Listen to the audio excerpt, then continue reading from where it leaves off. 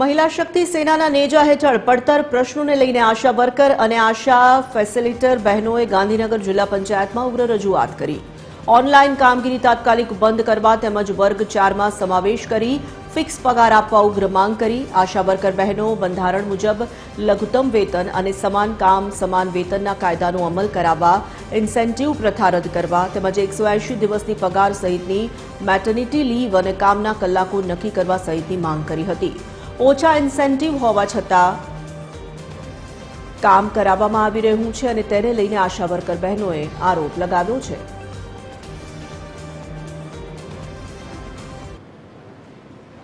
આ બહેનોની જે ન્યાયિક માંગણી છે એ બાબતે સરકાર મગનું નામ મરી નથી પાડતી।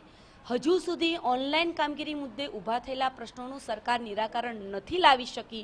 જો ગુજરાત રાજ્ય સરકાર એવું સમજતી હોય કે આશા વર્કર બહેનો, આશા ફેસિલિટર બહેનો એ તો પછાત છે, ગરીબ છે, ઓછું ભણેલા છે, આ બહેનો હવે શું કરી શકવાના છે, અમારું શું ઉખાડી લેશે, થોડા દિવસ આમ તેમ આવેદનપત્ર આપશે અને ધમકાવશું એટલે ઓનલાઈન કામગીરી કરવા ચાલુ થઈ જશે। તો ખરેખર આ ગુજરાત રાજ્ય સરકારની ભૂલ છે। ખરેખર અત્યારે હું આ ગાંધીનગરની ધરતીથી કહી રહી છું કે આ બહેનો પાસે તદ્દન મફતમાં કામ કરાવડાવે છે। 2-3 વર્ષ સુધી આભા કાર્ડના પૈસા ના આપે, 2-3 વર્ષ સુધી આયુષ્યમાનના પૈસા ના આપો, ટીબી મુક્ત ભારત કરવાની વાત છે, મેલેરિયા મુક્ત ગુજરાત કરવાની વાત છે।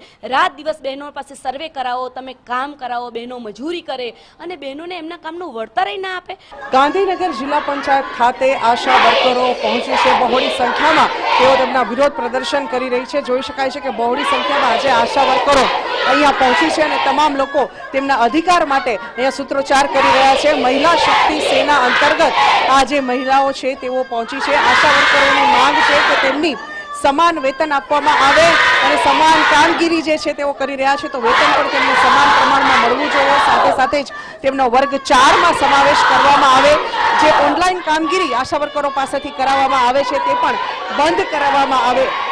આ તમામ જે માગણીઓ છે તે માગણીઓ સંદર્ભે તેઓ આજે અહીં ગાંધીનગર જે જિલ્લા પંચાયત છે ત્યાં પહોંચ્યા છે અને તમામ જે અલગ અલગ તેમને જે સેવાઓ આપવામાં આવી રહી છે તે ઉંમરનો ભેદ જે છે રાખવામાં આવે છે, પગારનો ભેદ રાખવામાં આવે છે। આ તમામ માગણીઓ પર તેઓ આજે અડગ થઈ અને અહીંયા પહોંચ્યા છે। બહોળી સંખ્યામાં જે આ મહિલાઓ છે, આશા વર્કરો છે, તેમણે જિલ્લા પંચાયતને ઘેરાવ કર્યો છે અને તેમની એક જ માગણી છે કે તેમને સમાન કામ જે મળી રહ્યું છે તેની સામે સમાન વેતન પણ આપવામાં આવે અને તેમનો વર્ગ 4માં સમાવેશ પણ કરવામાં આવે।